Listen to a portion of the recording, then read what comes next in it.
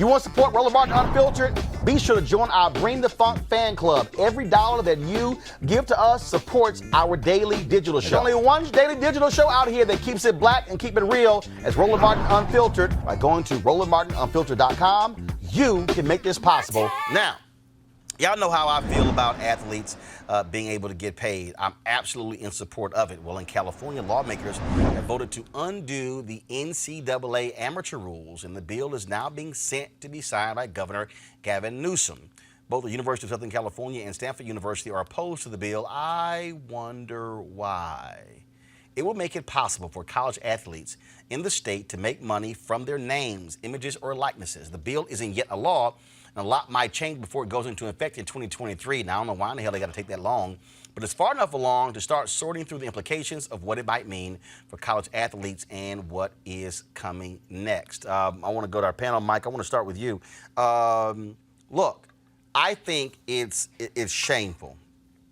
You can have a university that you can have a player who's been gone 20 years, and they're still selling his jersey. They're still making money off of that jersey. And of course, USC and Stanford is opposing this because they don't want to pay any royalties to these athletes. And the reality is, athletes should be able to get paid off of their likeness because that's why you're buying that jersey. If it's a star athlete who's number 10, you ain't wearing number 10 for the hell of it. You're wearing it because that athlete wore 10. And, you know, the argument that the NCAA uses, or certainly some universities, is that, well, what they're getting is a college education, tuition free. And that may be true, but I think they're making way more for the university than what that tuition costs. So I do believe that they should be able to make money off their likeness. Why not? And I'm sorry, if you're a bench rider, you don't get it. If you're a star, you get it. Yeah, I'm on the fence about it. You know, I get it. I get the principle behind it. I do think, you know, as you make the point about, you know, they do get college tuition, and I think some of them actually get stipends. And I think to your... Well, first of all, the stipend is relatively new because of the criticism that took place there. And the other piece is this here, when you talk about scholarships, okay? It's not like you actually get a 4-year scholarship. You get grants in aid, which means it has to be renewed every year. That coach can pull your scholarship. Right. Okay. And I think when you were saying about, I think 2023. The law goes into effect. Yeah, I think when I was reading about that, to actually give them time to sort out all of the details.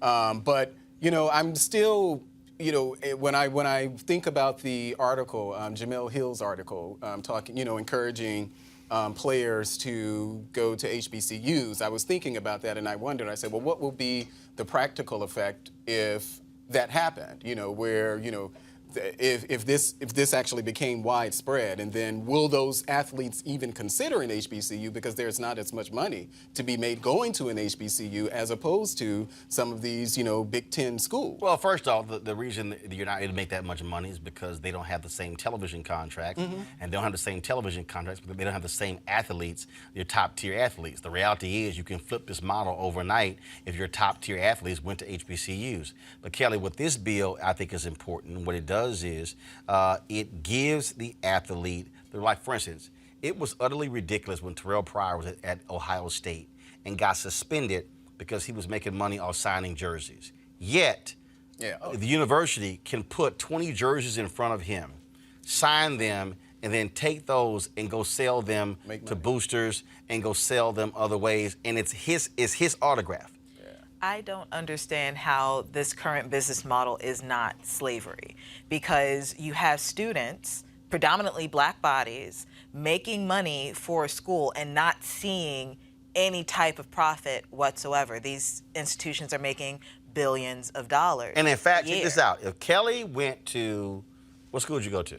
Bowie State. Okay, if you went to Bowie State and you had a music scholarship. Right. Okay, and let's say you were in the band. Maybe you weren't in the band, you had a music scholarship. I did, actually. Kelly can go perform in a band, in a club, and get paid.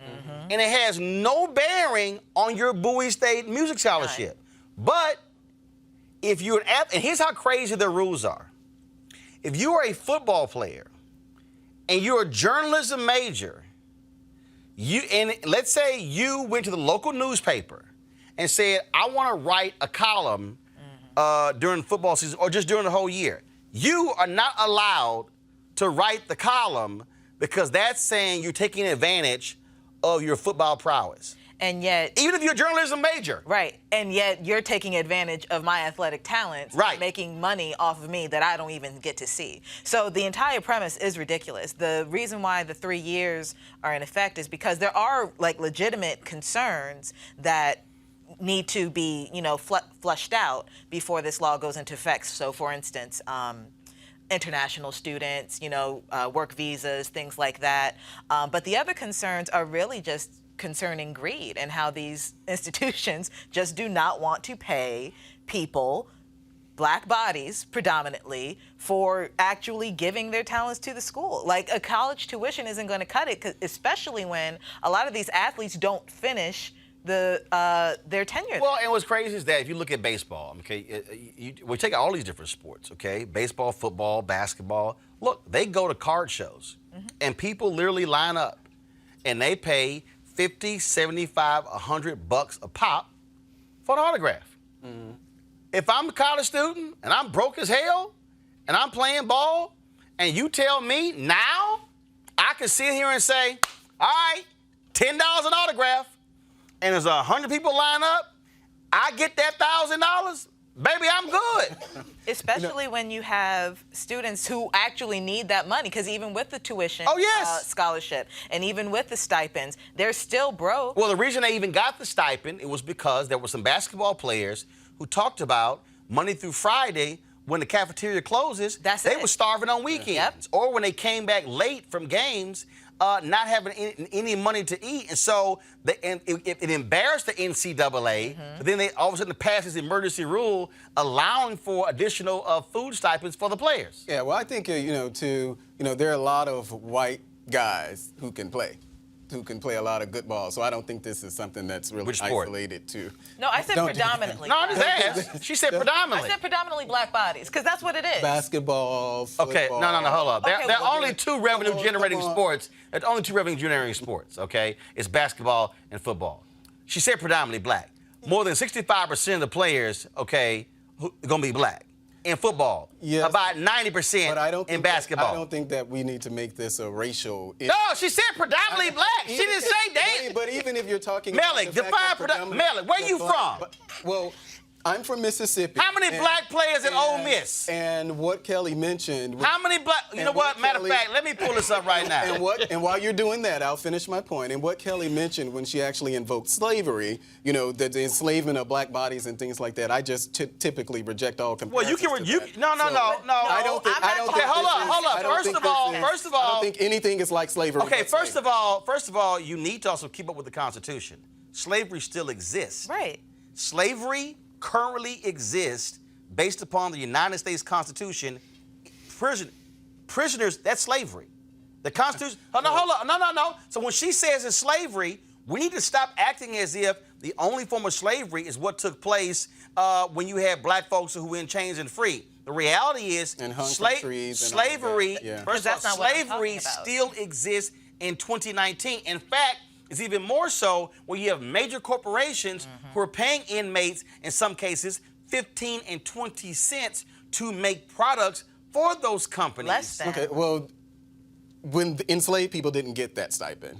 So they didn't get anything. No, but the point is, if we really want to be technical, slavery exists right now, what's happening in the prison system. And the bottom line here, Michael, is real simple. What we are looking at right now is we're looking at athletes who are putting it on the line, and it's stupid that I am the star player and I can't make money off my own autograph.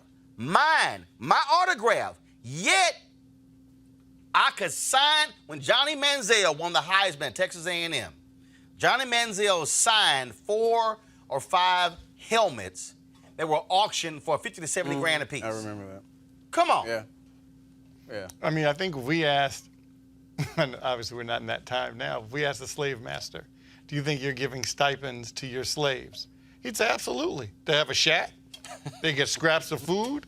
What do you mean they don't get a stipend? I'm taking care of them. They're living pretty large, if you ask me. That's what the slave master would say. So, so I have to correct that for the record. But I do believe that, this is a stupid argument. of course athletes should get paid for using their likeness. Henry, do y'all have my computer up? Oh, he's found Ole Miss. Y'all don't? Oh, goodness. Okay. He's going to turn it around. Check that. Check that. He's going to use his prop. Check that. Y'all see it now? Here comes the prop. Here comes Ole Miss, the You roster. see it now? I know. It's okay. All right, y'all. This is the here's roster, folks. at Ole Miss. If y'all, what you do? You just turn something off. Okay. Put it back. And while we're getting that together, and Roland is going to show us No, I'm gonna show you. roster Come on, to let's prove get the HDMI Kelly's point together. that it's predominantly black. So, All right, do you see it now? All right, let's go ahead and see if we can get this HDMI cable straight. Okay, now we see it? Okay. all right, we're good to go, folks. All right, guys, here we go. All right, scroll it. I'm going to go ahead and increase it. Y'all can see over here. You can see right there. Brother. Might White be guy. brother. Might be brother. Brother.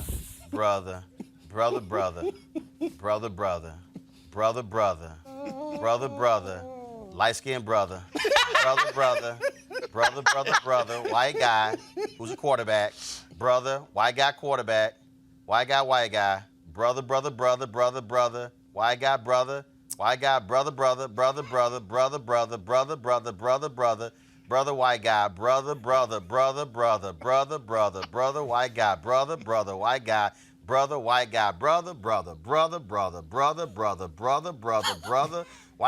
guy, brother white guy, brother white guy, 4 in a row. Wow, brother white guy, brother white guy, brother white guy, brother white guy,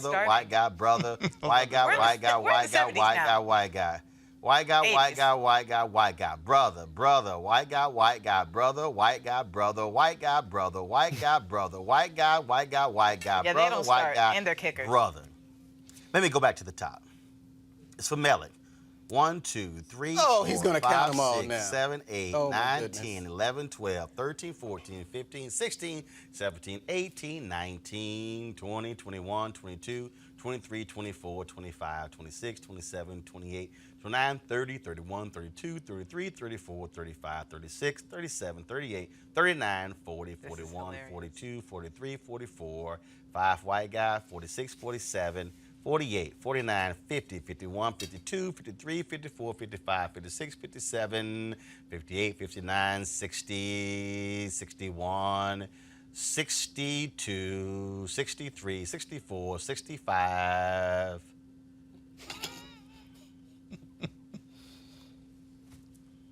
Okay. That's Ole Miss. So, yes. Would you like for me to pull up Mississippi Please State? don't. No, we're Roland, good. I don't need you to pull up Mississippi We're good. State again. So of pushing the back 80 on of the 80 or so players on the Ole Miss football the team, majority of them are no, 65 The majority of them are black. The overwhelming majority of them are black. What did Kelly say? But again, What did Kelly say? but Kelly, what'd you say? again, Predominantly. You say predominantly? He said predominantly. So you push back? Oh no, I'm we pushing- could bring race into this. I'm pushing back on the comparison to this as slavery. Well, I don't think your that they viewpoint are, of slavery, Mellick, is not the one that I'm talking about. Right. I'm just talking about the strict premise of working without pay. Right. And that's what these athletes And so for are getting. me, just generally, just as a practice, just like I push back on conservatives when they talk about Democrats being on a plantation or enslaved by the Democratic Party, I push back on it just across the board. So I just don't make any allowances for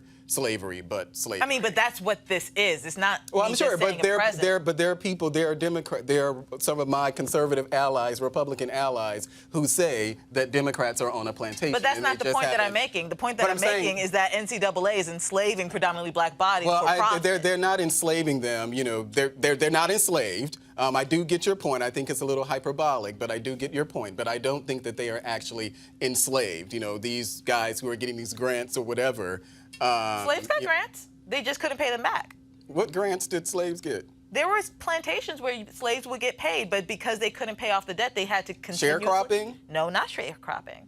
They would get paid like prisoners in Louisiana now, like 3 cents on the dollar. Oh, well. And they could never literally pay for their freedom. Well, I know that that's how it was with sharecropping. That's what's happening right now. Across the Instead of 3 board, cents, I it's reject, tuition I or a book reject all stipend. comparisons Bottom to line is here. plantations and First of all, you can slaveries reject it all you want to. Well, of course I can. Reject all you want Malik to. is Bottom line is rejecting this them. is real simple, and that is athletes are putting a lot on the line, and I think it is And stupid. I don't disagree it is with that. asinine that a player cannot make money off their Off of jersey, themselves. off their face, off their own autograph. But the school and can. And the schools, no. Yeah. Right now the school can. Right. And so I'm down with this, and I hope other states also pass these same bills so athletes can get paid. All right, folks, back to our Roland Martin Unfiltered video in just one moment. All right, folks, you heard me talk a lot about marijuanastock.org. Why? Because I want to keep you informed of investment opportunities that make sense. We've all watched the growth of the cannabis industry. A recent report by New Frontier Data estimates the global cannabis market at more than $340 billion. Of course, marijuana legalization is sweeping the country state by state. We know that marijuana has a good cousin, the hemp plant, with a much higher concentration of CBD. That means hemp gives you all the medical benefits of marijuana without getting you high. Until recently, hemp farming was practically illegal in the U.S. and heavily regulated by the DEA. However, the 2018 Farm Bill recently passed in Congress, making it legal to grow hemp CBD in the U.S. and creating one of the largest commodities worldwide. They need land to grow all of the plants. Folks, this is simple. It's an incredible investment opportunity. And that's where our good friends at 420 Real Estate come in. Their business model is simple. They buy land that supports hemp CBD grow operations and lease it to licensed, high-paying tenants. They are hemp CBD landlords, and you can get in on the action. Now, what they've done for the folks at Roland Martin Unfiltered is allow for you to make a minimum investment of $200. The initial investment was $500. You can invest this in the crowdfunding campaign. That's right, $200 up to $10,000. Now, again, all you got to do is go to marijuanastock.org. That's marijuanastock.org to get in the game, and get in the game now. Now back to your Roland Martin Unfiltered video.